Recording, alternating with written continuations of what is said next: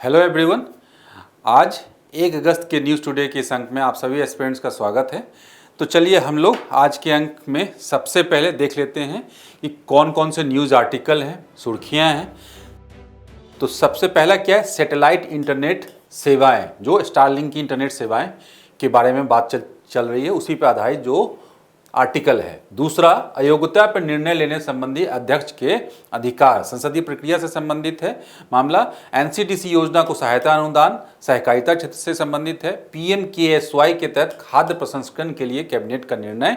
प्रधानमंत्री किसान संपदा योजना जो है, कांडला बंदरगाह में ग्रीन हाइड्रोजन संयंत्र चालू हुआ, ठीक। और ब्लू इकोनॉमी पर श्वेत पत्र, ये सबसे अंतिम जो है। इसके बाद कोई कुछ संक्षिप्त सुर्खियां, शॉर्ट न्यूज है, जिसमें पहला क्या है, लोकसभा अध्यक्ष पैनल का नामांकन। दूसरा, अपर न्यायाधीश project 17A Bharat Burma Ramsar क्षेत्रीय पहल, आभा क्रोमर रक्त समूह। और अंत में क्या, एक सुर्खियों में रहे एक व्यक्तित्व हैं गोस्वामी तुलसीदास।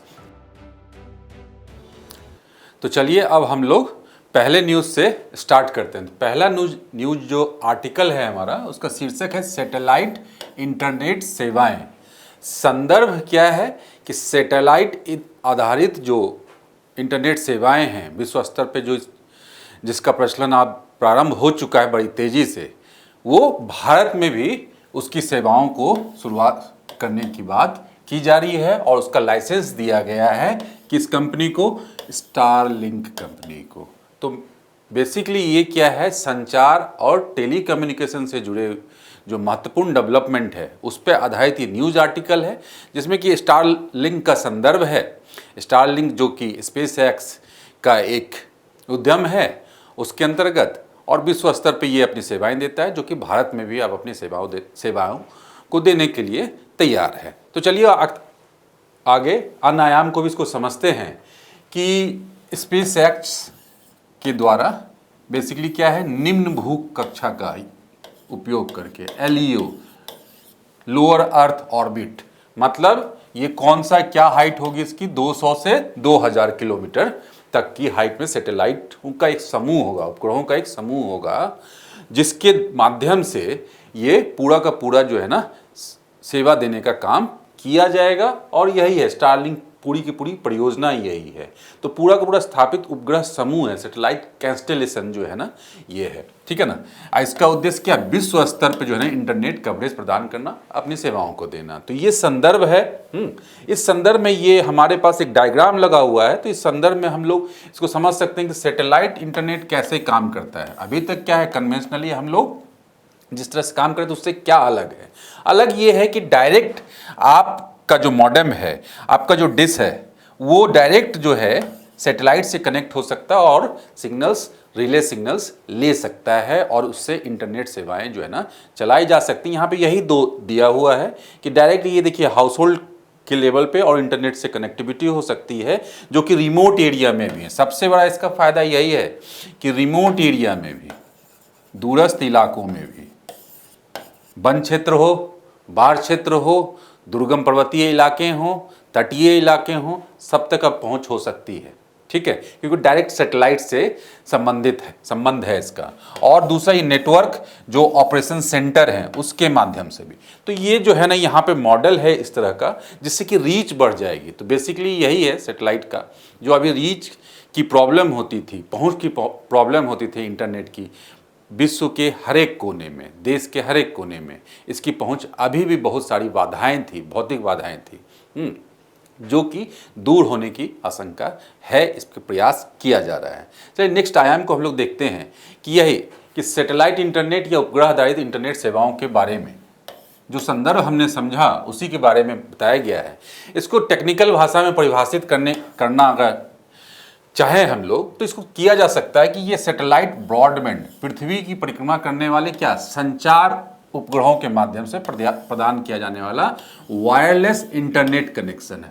मतलब वायर की जरूरत नहीं है, वायरलेस इंटरनेट कनेक्शन है। और किसके माध्यम से, संचार उपग्रहों से। संचार उपग्रहों को हम लोग ये समझ सकते हैं कि विभिन्न प्रकार के कम्युनिकेशन के लिए जो यूज किए जाने वाले उपग्रह हैं, जो विशेष रूप से डेडिकेटेड रूप से उसी के लिए देश और दुनिया के अन्य राष्ट्र भी जो है ना इसका यूज करते हैं। जैसे हम लोग भारत का संदर्भ लेते हैं एक बार समझने के लिए, अभी तक हम लोग टीवी कम्युनिकेशन, जो टीवी चल रहा है हमारे यहाँ, जो टेली कम्युनिकेशन है और अन्य जो कम्युनिकेशन के साधन हैं किससे काम कर रहे थे, उसमें उसका किसका प्रयोग किया जा रहा था, इनसेट सैटेलाइट, जो हमारा सैटेलाइट है, तो बड़े पैमाने पे उसका प्रयोग किया जा रहा था उसके माध्यम से। लेकिन वही उसका नया संस्करण ये आ रहा है कि इस तरह से जो प्राइवेट कंपनी है उसके द्वारा ये चीज़ें दी जाएंगी। और क्या है महत्व इसका, क्या है अब तो महत्व जो हमने बात किया कि इससे एक्सेसिबिलिटी बढ़ जाएगी, पहुंच इसकी बढ़ जाएगी और दूरस्थ इलाकों तक भी इसकी पहुंच बढ़ जाएगी। क्यों? इंटरनेट कनेक्टिविटी दिया जा सकता है, जिससे क्या होगा, डिजिटल विभाजन को कम किया जा सकता है। डिजिटल डिवाइड, ये वर्ड हमने बड़े पॉपुलर ढंग से हमने सुना है, काफ़ी पॉपुलर है आज के समय में, डिजिटल एज में, कि डिजिटल डिवाइड मतलब वैसी कम्युनिटी जो कि आज भी डिजिटल जो कार्यक्रम है, जो इंटरनेट है, उस तक उसकी पहुंच सुलभ नहीं हो पाई है विभिन्न कारणों से। चाहे उनकी जो है ना बहनीयता इतनी है, उनकी अफोर्डेबिलिटी उतनी नहीं है, या जो संरचना है, अवसंरचना जो है उस तक नहीं पहुंचाया जा सकता है। तो इस कारण से जो है ना वो पूरा का पूरा डिजिटल सीन से जो है ना दूर हैं वो। ठीक, आपदा प्रबंधन को बढ़ावा, वही हम लोग समझ रहे हैं कि बाढ़ क्षेत्रों में भी डायरेक्ट सैटेलाइट से वहां पे इंटरनेट कनेक्टिविटी जो है ना दी जा सकती है।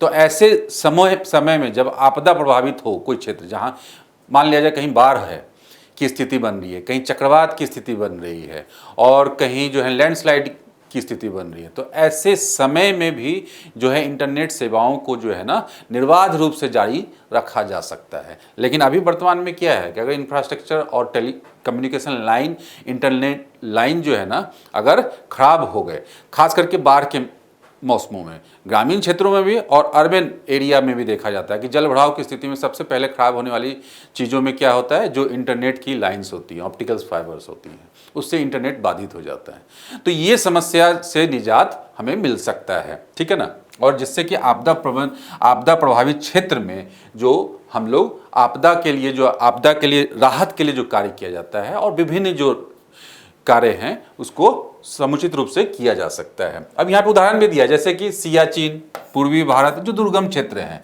इसमें और एक जोड़ लो आप, जो मध्य भारत का क्षेत्र है, छत्तीसगढ़, झारखंड, जो वन क्षेत्र है, घने वन वाला क्षेत्र है, जो पठार वनों वाला क्षेत्र है, वहाँ भी इस तरह की समस्याएं हो सकती है। उभरती प्रौद्योगिकी के लिए समर्थन, ये ग्रामीण भारत में स्मार्ट कृषि, अब जैसे कि जहाँ पे इंटरनेट अभी भी नहीं पहुँच पाया है, वहाँ पे इंटरनेट की अगर पहुँच हो जाएगी और निर्बाध रूप से मतलब निरंतर और क्या फास्ट इंटरनेट की अगर पहुँच हो जाएगी, तो वहाँ पे अन्य चीज़ों का भी विकास होगा जो इससे जुड़ी हुई, जैसे स्मार्ट कृषि, मतलब कृषि में जो है ना इंटरनेट का यूज, AI का यूज, सब किस पे डिपेंड करता है, सब इंटरनेट की उपलब्धता पे ही, उपस्थिति पे ही, इंटरनेट कनेक्शन पे ही डिपेंड करता है। उसी तरह से इंटरनेट ऑफ थिंग्स, मतलब डिफरेंट गैजेट्स को, डिफरेंट डिवाइसेस को जो है ना चीज़ों एक नेटवर्क से जोड़ देना, इसी को IoT बोलते हैं। और इसका क्या एप्लीकेशन हर जगह है आज के डेट में, हेल्थ में है, कृषि में है, अर्बन डेवलपमेंट में है, प्लानिंग में है, चीज़ों में, टेली मेडिसिन, दूरस्थ शिक्षा, ये सारी चीज़ों को ना सामाजिक और आर्थिक विकास के लिए जो महत्वपूर्ण है उसमें इसका प्रयोग किया जा सकता है और इसका लाभ मिल सकता है। सैन्य और राष्ट्रीय सुरक्षा में उपयोग तो सबसे काफ़ी महत्वपूर्ण है सियाचिन ग्लेशियर में, जहाँ पे कि जो दुर्गम इलाके हैं वहाँ पे अवसंरचना निर्माण की लागत बहुत है और उसमें चुनौतियाँ बहुत है, मतलब जलवायविक और भौतिक चुनौतियाँ बहुत है। तो वहाँ पे इंटरनेट का जो है ना निरंतर वहाँ पे पहुँचा पाना जो काफ़ी बाधाएं हैं, लेकिन इसके माध्यम से जो है ना लगातार इसको किया जा सकता है, कंटिन्यू किया जा सकता है इंटरनेट की कनेक्टिविटी, जिसका फ़ायदा सेना को अपने अभियानों के लिए, अपने काम के लिए किया जा सकता है। और जैसे मैंने बताया है यहाँ पे कि मध्य भारत का क्षेत्र वन क्षेत्र है, वैसे इलाकों में भी इंटरनेट कनेक्टिविटी जो कि खास करके नक्सल प्रभावित क्षेत्र हैं, वहाँ भी इस प्रकार की सुरक्षा के दृष्टिकोण से आप वहाँ भी उनका संदर्भ भी ले सकते हो। और भी जो नॉर्थ ईस्ट के इलाके हैं तो वहाँ भी जो सैन्य और राष्ट्रीय सुरक्षा का जो के संदर्भ में जो उपयोग है इसका काफ़ी बढ़ सकता है, काफ़ी महत्वपूर्ण है। ठीक है, तो इतने डायमेंशन हमने देखे इसके महत्व के। तो इसकी चुनौतियां क्या हैं, क्योंकि नई टेक्नोलॉजी है, चुनौतियां भी जरूर हैं। बात यह है कि अभी ये कॉस्ट इफेक्टिव नहीं है, लागत काफ़ी उच्च है, मतलब इंडिविजुअल यूजर्स के लिए, उपयोगकर्ता के लिए, एक आम उपयोगकर्ता के लिए। मतलब पारंपरिक ब्रॉडबैंड इंटरनेट जो है की तुलना में बहुत अधिक महंगा है, तो इसलिए सबके द्वारा इसका उपयोग किया जाना ये व्यवहारिक अभी नहीं होगा। मांग आपूर्ति असंतुलन है, मतलब शहरी क्षेत्रों में पहले से ही सस्ती तेज ब्रॉडबैंड है, मतलब इसका डायरेक्ट कंपटीशन जो है अभी जो ब्रॉडबैंड प्रदाता हैं या जो अभी सर्विसेज दी जा रही हैं उससे होगा। तो क्योंकि वो सब लोग जो है पहले से सस्ता जो है ना दे रहे हैं कनेक्शन, ठीक है ना। और क्या अवसंरचना संबंधी तकनीकी बाधाएं, इसमें उपग्रह एवं टर्मिनल जो इससे जुड़ा जो इंफ्रास्ट्रक्चर है, तो इंफ्रास्ट्रक्चर क्या होगा, तो सबसे पहले हमने बात किया ना सैटेलाइट का जो है ना एक समूह सबको पास आवश्यक है कवरेज के लिए लगातार, जैसे जैसे डिमांड बढ़ेगी तो उपग्रहों का समूह, और उसका टर्मिनल जो रिले सिग्नल को कैच करेंगे और जो ट्रांसमिट करेंगे, डिस्ट्रीब्यूट करेंगे, तो उनकी आवश्यकता होगी। तो जो जिसमें क्या टेक्नोलॉजिकल बाधाएं हैं, और इससे लेटेंसी और बैंडविड्थ संबंधी चिंताएं भी, लेटेंसी मतलब जो उसमें अवरोध आ रहा है, जो कनेक्शन में अवरोध आ रहा है, इससे संबंधित भी चिंताएं हैं कि उसकी स्पीड कितनी होगी, किस प्रकार से उसकी स्पीड होगी। अन्य क्या है, डेटा सुरक्षा संबंधी चिंताएं हैं, विनियामक बाधाएं हैं, राष्ट्रीय सुरक्षा संबंधी मुद्दा है। मतलब विनियामक बाधाएं आप समझ सकते हैं, मतलब क्या कि इससे संबंधित कानून विनियम है ना, नियम विनियम कानून वगैरह, कि इसको कैसे जो है इसको रेगुलेट किया जाए, क्योंकि अभी तक नई टेक्नोलॉजी है, एकदम नई टेक्नोलॉजी है, तो इसके लिए अभी चीज़ों को आयामों, इससे संबंधित आयाम को समझना होगा, इससे जुड़े लाभ हानि को देखते हुए कानून का निर्माण किया जाएगा। चूंकि नई है इसलिए कानून का भी अभाव है अभी, तो ये सब भी बाधाएं अभी हो सकती हैं चीज़ें, तो चुनौतियों के रूप में आ सकती हैं सामने। इसके लिए आगे की राह क्या हो सकता है, कुछ सुझाव क्या हो सकते हैं, तो यहाँ पे दिया हुआ है कि उपग्रह आधारित इंटरनेट का उपयोग एक सहायक समाधान के रूप में किया जा सकता है। वही सहायक समाधान हमने देखा कि आपदा प्रबंधन के लिए किया जा सकता है, सुरक्षा के दृष्टिकोण से किया जा सकता है, और दूरस्थ इलाकों में जैसे ग्रामीण क्षेत्रों में जहाँ अभी भी सरकार प्रयास करने के बावजूद अभी भी वहाँ पहुँचने में नाकाम है, तो वहाँ भी इंटरनेट की सुविधा पहुँचाने के लिए, मतलब अंतिम व्यक्ति तक पहुंचाने के लिए इंटरनेट की सुविधा ये काम आ सकता है, ठीक है, जहां गैप है। तो यही लिखा हुआ है यहाँ पे। हाइब्रिड मॉडल क्या है, दक्षता को अधिकतम करने के लिए उपग्रह और स्थलीय नेटवर्क को मिलाकर हाइब्रिड मॉडल का उपयोग किया जा सकता है। मतलब क्या कि ऊपर में सैटेलाइट, ठीक है, सैटेलाइट की व्यवस्था, ठीक है, ये भी व्यवस्था का यूज किया जाए, और जो नीचे वाली जो इंटरनेट की कनेक्टिविटी है, जो इंटरनेट का जो पूरा का पूरा इंफ्रास्ट्रक्चर है, उसे भी यूज करके हम लोग हाइब्रिड मॉडल को, दोनों को यूज करते हुए हम लोग गैप को फुलफिल कर सकते हैं।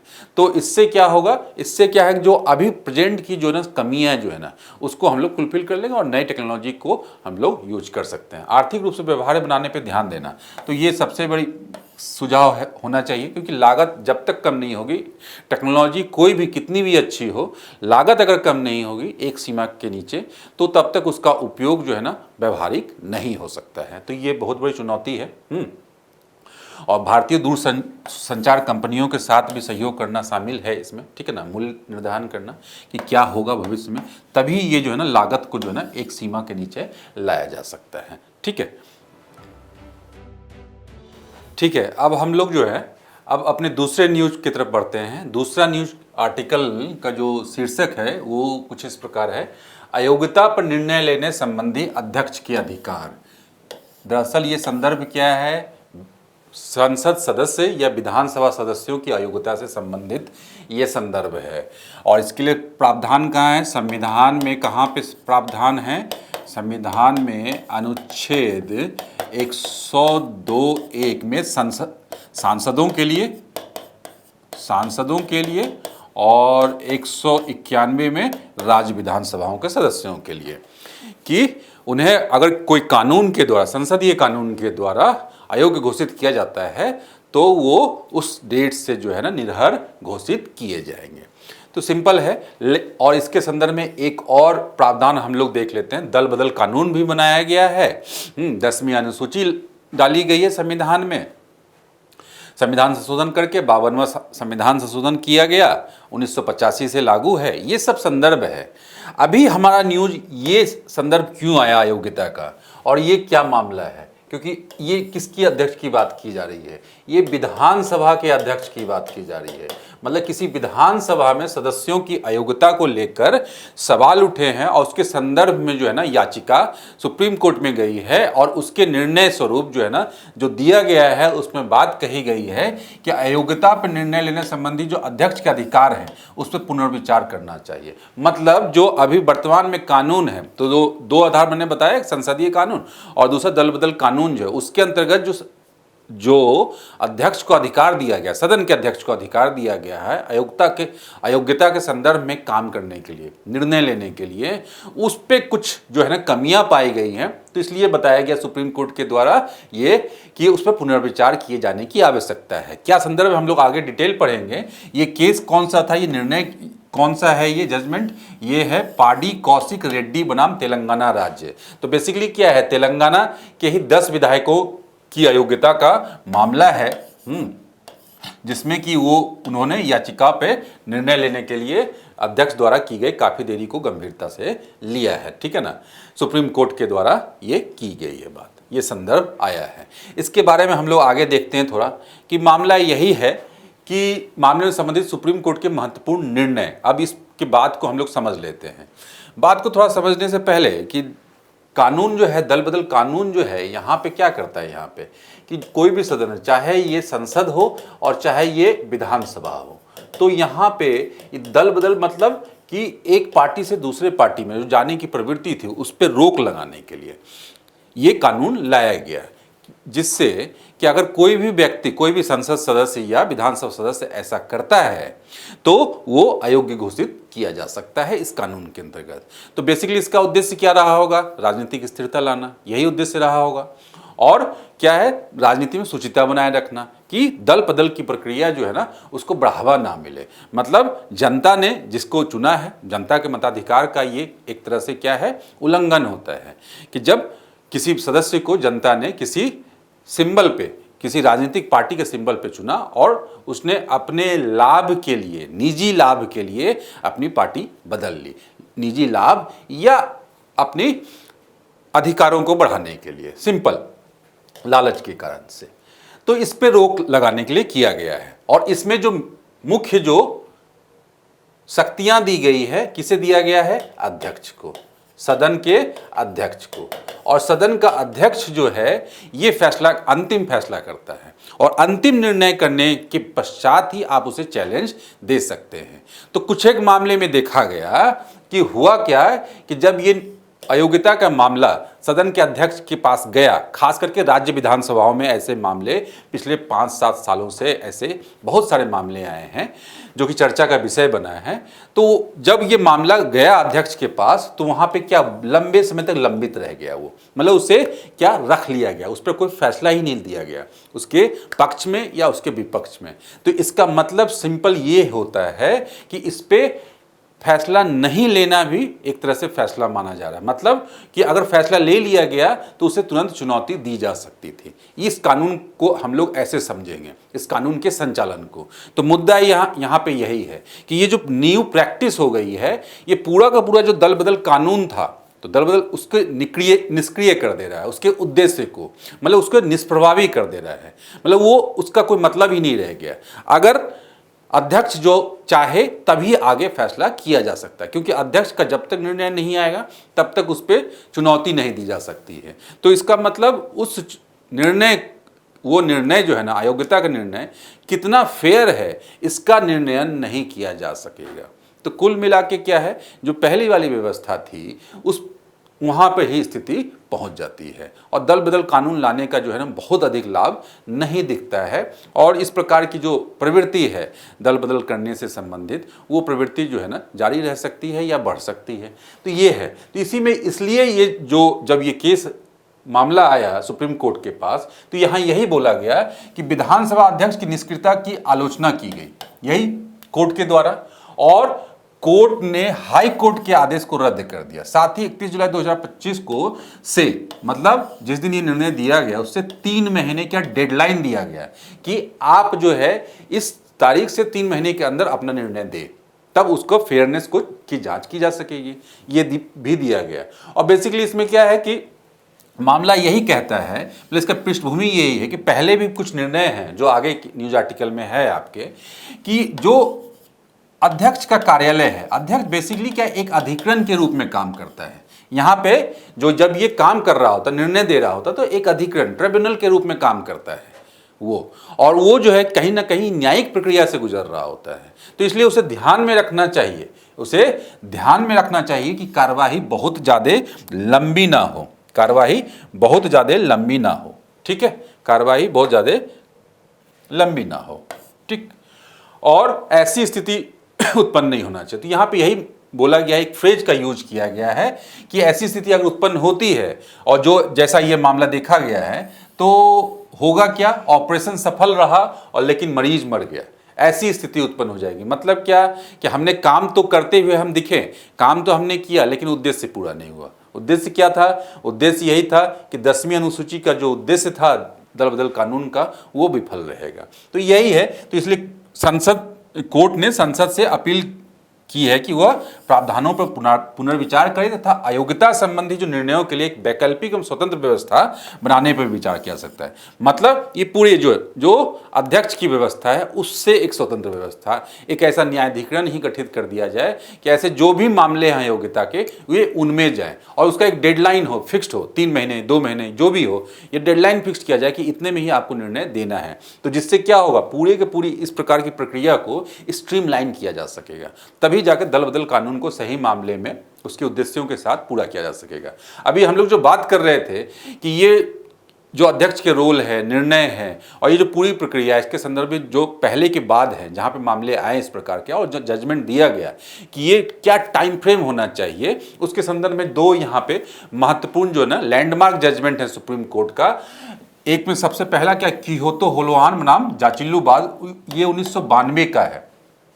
मतलब जस्ट दल बदल कानून पारित होने के 7 साल बाद ही आ गया ये मुद्दा। इसी में ये बोला गया था कि अध्यक्ष एक अधिकरण की तरह काम करता है और उसके अधिकार क्षेत्र संबंधी त्रुटियों के मामले में उसका निर्णय न्यायिक समीक्षा के अधीन होगा। वही मैंने जो बताया कि फेयरनेस की चेक होनी चाहिए और इसे न्यायालय कर सकता है, तभी जाके इसके उद्देश्यों के अनुरूप इसे जो लागू किया जा सकता है इस कानून को। और यहाँ पे एक फ्रेज है, लीगल फ्रेज है, क्यूया टिमेट एक्शन, मतलब कि निवारक निषेधाज्ञा, मतलब रोका जा सकेगा ऐसा करने से, मतलब सिद्धांत की तरह निर्णय देने से पहले न्यायिक समीक्षा नहीं की जा सकती। यही मुद्दा है कि मुद्दा यही है कि जब तक कोई फैसला अध्यक्ष की तरफ से नहीं आया तो तब तक उस पर जो है ना न्यायिक समीक्षा नहीं की जा सकती। मतलब उसका न्यायिक समीक्षा कैसे किया जा सकता है कि जब तक कोई निर्णय ही नहीं दिया गया, वो निर्णय किस हद तक सही है, किस हद तक गलत है, तो उसके निर्णय आना आवश्यक है। और इसी मामले में जो है टेक्निकल जो है कमियां हो जाती हैं और अध्यक्ष के द्वारा इस पर डिले किया जाता है, जिससे उसे रोक लिया जाता है उस सदस्य की अयोग्यता को, ठीक है, बहाल होने से। इसी तरह का मामला 2020 का भी है कि इसमें किसम मेघचंद्र सिंहवाद वाला मामला जो है कि इसमें अध्यक्ष को यह निर्देश दिया गया डायरेक्टली कि 3 महीने के भीतर आप निर्णय करें अयोग्यता संबंधी मामलों में। तो यहाँ पे क्या, एक में क्या आपकी स्थिति बता दी गई क्या होगा न्यायिक समीक्षा के दायरे में, और दूसरे में क्या है डेडलाइन बता दिया गया, क्लियर दोनों चीजें। और जो पहले हमने देखा कि एक सुझाव जो दिया गया था निर्णय के अंतर्गत, वही कि स्वतंत्र अधिकरण की स्थापना की जानी चाहिए। तो ये चीज जो है ना यहाँ पे हम लोग संदर्भ समझ सकते हैं। नया मामला है संसदीय प्रक्रिया का और इससे संदर्भित जो है ना यूपीएससी मेंस में प्रश्न आ सकते हैं, बन सकते हैं कि दल बदल कानून की जो इम्प्लीमेंटेशन की स्थिति क्या है, उसके संदर्भ में एक आयाम, महत्वपूर्ण आयाम हो सकता है और करंट का ये संदर्भ हम लोग ऐड कर सकते हैं वहाँ पे। चलिए, तो अंत में वही सांसदों या विधायकों की अयोग्यता के बारे में जो हमने बात किया अभी, तो एक बार हमें इसे देख लेते हैं। तो इसमें सबसे पहला यही 10वीं अनुसूची दल बदल विरोधी कानून 52वां संशोधन, ठीक है ना, अधिनियम लाया गया 1985 में, मतलब 85 से लागू किया गया था, ठीक है। और इसका उद्देश्य क्या था, राजनीतिक दल बदल को रोकना और लोकतंत्र की रक्षा करना। मतलब लोकतंत्र की रक्षा करना मतलब वही नैतिकता का पालन करना, मताधिकार का सम्मान करना, और ऐसे जो आचरण है उससे दूर रहना। और इसने अध्यक्ष सभापति को निर्भीक और शीघ्र निर्णय लेने का दायित्व सौंपा, उसी पे समस्या हो रही है आज। तो इसीलिए ये मामला न्यायालय के अंतर्गत है, ठीक है ना, कि न्यायालयों से होने वाली लंबी देरी से बचा जा सके। मूल उद्देश्य ये था कि अगर न्यायालय के लिए छोड़ दिया गया तो ऑलरेडी न्यायालय क्या है, वहां पे बहुत सारे मामले लंबित हैं, तो फिर से ये मामला लंबा खींचेगा, तो इसलिए क्या सदन के सदस्य को ही दे दिया जाए ये मामला, और जिसपे कि त्वरित तीव्र निर्णय हो। लेकिन हो क्या रहा है, उल्टा हो रहा है, ठीक है ना, विपरीत हो रहा है। ठीक, अब ये अयोग्यता के आधार एक बार देख लेते हैं। अयोग्यता का आधार एकदम सामान्य है। सामान्य क्या है कि अगर स्वेच्छा से वो सदस्य जो है ना दल की सदस्यता त्याग देता है, चुना हुआ सदस्य, तो उसका अयोग्य घोषित किया जाएगा। मतदान के दौरान, मतलब किसी भी संसदीय प्रक्रिया में, विधानसभा में, संसद में कोई भी मतदान चल रहा हो, वोटिंग चल रही हो किसी भी मामले में, तो अपने पार्टी व्हिप के विरुद्ध जाकर जो है ना वो वोटिंग करता है या उसका उल्लंघन करता है किसी प्रकार से, तो उसे जो है उसकी सदस्यता रद्द की जा सकती है। उसके बाद कोई निर्दलीय प्रत्याशी अगर है तो वो निर्वाचित होने के बाद क्या करे, किसी राजनीतिक दल में जुड़ जाए तो भी हो सकता है। और उसके बाद मनोनीत सदस्य के बारे में भी यही है कि वो सांसद या विधायक बनने के बाद 6 महीने के अंदर जो है ना किसी राजनीतिक दल में अगर ज्वाइन कर लेता है तो भी वो अयोग्य घोषित किया जा सकता है। ठीक है, तो ये आयाम थे।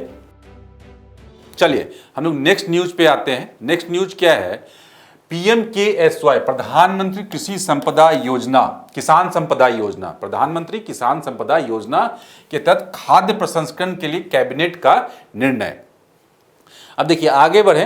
खाद्य प्रसंस्करण उद्योग जो है महत्वपूर्ण उद्योग है, कृषि आधारित उद्योग समझ सकते हैं हम लोग। कृषि और कृषि से संबंध जो क्षेत्रक हैं, जैसे पशुपालन क्षेत्रक है, पशु उत्पाद से संबंधित क्षेत्रक हैं, उनका प्रोसेसिंग करना और प्रोसेसिंग करके उनका वैल्यू एडिशन करके एक फ्रेश प्रोडक्ट बनाना। जैसे अगर काउ मिल्क है और उसका जो है डिफरेंट टाइप के प्रोडक्ट्स बनाए जा सकते हैं, बटर बनाया जा सकता है। ठीक है, तो खाद्य प्रसंस्करण उद्योग जो है भविष्य के दृष्टिकोण से सबसे महत्वपूर्ण उद्योगों में से एक हो सकता है।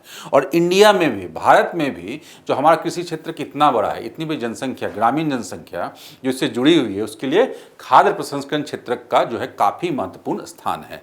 ठीक, तो इसके संदर्भ में ये पूरा का पूरा न्यूज हम लोग देख सकते हैं कि कितना महत्वपूर्ण होगा। और इसी के बारे में जो पूरा का पूरा जो सप्लाई चेन है, तो इसलिए आवश्यक है कि भारत को अगर विकसित राष्ट्र की श्रेणी में जाना है तो यहाँ पे विभिन्न औद्योगिक क्षेत्र जिसकी संभावना अधिक है उस पर काम करना पड़ेगा। उसके पूरे के पूरे सप्लाई चेन को सही करने पे काम करना पड़ेगा, जिसमें से कि एक इंपॉर्टेंट क्या है, जो कि फूड प्रोसेसिंग इंडस्ट्री है, जो कि सीधे खेत से जो प्रोडक्ट आ रहे हैं, खेत से किसान के पास से, वो डायरेक्ट जो रिटेलर्स के पास जा रहा है और वहां से कंज्यूमर के पास जा रहा है, वहां तक का पूरा सप्लाई चेन पे जो है ना पुनर्विचार करने की आवश्यकता है, उस पर काम किए जाने की आवश्यकता है, जिससे कि काफ़ी लाभ हो सकता है। लाभ क्या, खाद्य सुरक्षा के दृष्टिकोण से काफ़ी लाभ हो सकता है। उसके बाद क्या कि जो हमारा जो आर्थिक विकास में रोजगार उन्नयन काफ़ी हो सकता है, इससे मतलब काफ़ी रोजगार देने संभावना है इसमें, रोजगार निर्माण होने की इसमें। और उसके बाद क्या आर्थिक आय के अवसर भी इसमें खुल सकते हैं। ठीक है, और स्थानीय स्तर पे, ग्रामीण स्तर पे, नगरीय स्तर पे जो है ना इसमें काफ़ी जो है ना स्टार्टअप्स वगैरह के भी ये है इसमें योजना, क्योंकि हमारा देश आज भी कृषि से जुड़ा हुआ है, अधिकतर बहुत बड़ी जनसंख्या। ठीक है, तो ये संदर्भ में क्या है कि प्रधानमंत्री किसान संपदा योजना है जो इस क्षेत्र में काम करती है, खाद्य प्रसंस्करण से जुड़े जो है ना सप्लाई चेन के संदर्भ में। उसके बारे में हम लोग आगे देखेंगे। लेकिन क्या है यहाँ पे, क्या यहाँ पे न्यूज क्यों बनी है, क्योंकि उसके लिए अतिरिक्त राशि को मंजूरी दी गई है कैबिनेट के द्वारा।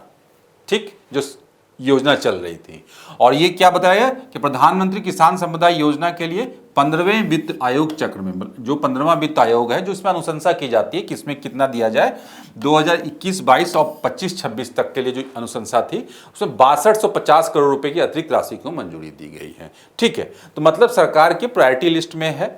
ठीक है, चलिए क्या है कैबिनेट के निर्णय के मुख्य बिंदु, एक बार हाईलाइट देख लेते हैं। क्या है, सबसे पहले जैसा हमने बताया कि पूरा का पूरा सप्लाई चेन को सुधारना है, तो यहाँ पे यही है कि एकीकृत कोल्ड चेन और मूल्य वर्धन अवसंरचना, कि पूरा का पूरा ये प्रोडक्ट बना, ये ठीक है, यहाँ से लेकर ये रिटेलर तक, मतलब जो अंतिम दुकानदार है, जहाँ से कंज्यूमर, हम और आप सामान प्रोडक्ट खरीद रहे हैं, और ये क्या है फार्म, जहाँ पे ये प्रोडक्ट पैदा हो रहा है, कोई फसल है, कोई पशु उत्पाद हो सकता है, तो यहाँ से यहाँ तक जो पूरा का पूरा है, यहाँ तक ले जाने में जो सबसे बड़ी समस्या क्या है, सबसे बड़ी समस्या क्या है, यहाँ पे जो चीज़ों का नष्ट होना और उसका खराब होना, तो उसके लिए क्या कोल्ड स्टोरेज की आवश्यकता होगी, भंडारण की सुविधा की आवश्यकता होगी, तो इस पे काम किए जाने की आवश्यकता है। तो पूरा का पूरा इंटीग्रेट कर दिया जाएगा यहाँ से लेकर यहाँ तक। तो यही ये योजना है, एकीकृत कोल्ड चेन और मूल्य वर्धन अवसंरचना। इस योजना के तहत कितना 1000 करोड़ रुपए का आवंटन किया गया है और इसका उद्देश्य क्या है, PMKSY और ICCCVAI, यही इसका फुल फॉर्म है इंग्लिश में, integrated cold chain and value addition infrastructure, इसकी बात की गई है। घटक के तहत 50 बहु उत्पाद खाद्य विकिरण इकाइयों की स्थापना में सहायता करना। ठीक है, तो ये है खाद्य सुरक्षा संरक्षा और गुणवत्ता आश्वासन अवसंरचना। तो बेसिकली क्या, जो खाद्य का संरक्षण मतलब सेल्फ लाइफ उसका बढ़ाया जाए कि बीच रास्ते में वो खराब ना हो वो प्रोडक्ट, गुणवत्ता क्वालिटी उसकी बढ़ाई जाए। तो यहाँ पे एक महत्वपूर्ण संस्था का नाम आएगा NABL, ठीक है ना। NABL लेबोरेटरी है बेसिकली। ये क्या करती है, जो भी इस तरह की टेस्टिंग एजेंसी है उसके लिए काम करती है और वही एक्रेडिशन का काम करती है, प्रत्यायन का काम करती है। ठीक है, तो उससे प्राप्त जो 100 खाद्य परीक्षण प्रयोगशालाएं हैं उनका समर्थन देना भी, कि डिफरेंट लेवल पे जो है ना इस तरह के टेस्टिंग जो है प्रयोगशालाओं का निर्माण किया जाए, तभी क्वालिटी कंट्रोल किया जा सकेगा, क्वालिटी एश्योर किया जा सकेगा, सुनिश्चित किया जा सकेगा। तो ये भी इसका ये है। उसका दिया प्रयोगशालाएं खाद्य नमूनों का परीक्षण करने के लिए उन्नत अवसंरचनाएं विकसित करेंगी। इसका लक्ष्य यह सुनिश्चित करना है खाद्य सुरक्षा मानकों का पालन हो और लोगों को सुरक्षित भोजन की आपूर्ति हो। तो मूल उद्देश्य तो यही है कि खाद्य सुरक्षा सुनिश्चित करना, एक क्वालिटी फूड जो है ना, गुणवत्तापूर्ण खाद्य उत्पाद जो है ना अंतिम उपभोक्ता तक पहुंचाना, जिससे कि अंतिम उसके स्वास्थ्य को भी बनाए रखा जा सके, उसके एफोर्डेबिलिटी को भी ध्यान में रखा जा सके, मतलब सस्ता भी हो, सुरक्षित भी हो स्वास्थ्य के दृष्टिकोण से। ठीक है, प्रधानमंत्री किसान संपदा योजना के बारे में थोड़ा देख लेते हैं। तो ये केंद्रीय क्षेत्र की योजना है, केंद्रीय खाद्य प्रसंस्करण उद्योग है, याद करने में कोई मुश्किल नहीं होगा। प्रीलिम्स में डायरेक्ट ऐसे फैक्ट्स दे दिए जाते हैं यूपीएससी प्रीलिम्स में, तो आपको ध्यान रखने चाहिए बेसिक कि किस मंत्रालय के अंतर्गत है, क्या मूल उद्देश्य है, कब स्टार्ट हुआ था। तो स्टार्ट कब हुआ था, 2017-18 में से लागू किया गया था। उद्देश्य वही है, खेत से लेकर खुदरा दुकानों तक दक्ष आपूर्ति श्रृंखला का निर्माण करना और आधुनिक अवसंरचना का निर्माण करना। हमने देखा कोल्ड स्टोरेज वगैरह, वैल्यू एडिशन चेन वगैरह बनाना। उसका ये क्या है, एक मांग आधारित योजना है जो किसी राज्य, जिले, क्षेत्र या फसल विशेष पर आधारित नहीं है, बल्कि पूरा का पूरा सप्लाई चेन की बात करता है। जो भी प्रोडक्ट है उसे रिटेलर तक पहुंचाने में जो भी अवसंरचना निर्माण होगा वो इसमें सपोर्ट करने की बात हो गई है। घटक क्या है, घटक यही हमने देखा, ICCVAI, FSQI, agro processing clusters, खाद्य प्रसंस्करण और संरक्षण क्षमताओं को सृजन विस्तार करना। ठीक, और प्रगति क्या हुई, 30 जन 2024 तक PMKSY के तहत 1217 खाद्य प्रसंस्करण परियोजनाएं स्वीकृत की गई हैं। मतलब वही हमने बात जो की, छोटे छोटे परियोजनाएं जो कि डिफरेंट प्रोडक्ट्स पे आधारित होंगी। ठीक, और 22,610.06 करोड़ रुपए की निजी निवेश आकर्षित हुआ है। तो पूरा का पूरा ये क्या है कि जब हम ऐसा इंफ्रास्ट्रक्चर पूरे देश भर में क्रिएट कर देंगे, बना देंगे, निर्माण कर लेंगे, तभी प्राइवेट इन्वेस्टर, चाहे देश के अंदर का प्राइवेट इन्वेस्टमेंट या बाहर का, तभी वो आकर्षित होगा। तो मूल उद्देश्य सरकार का यही है कि अधिक से अधिक निवेश को आकर्षित करके नई टेक्नोलॉजी को लाकर, इंफ्रास्ट्रक्चर को चुस्त दुरुस्त करके रोजगार के नए अवसर और नए प्रोडक्ट और क्वालिटी फुल प्रोडक्ट का निर्माण किया जा सके। चलिए,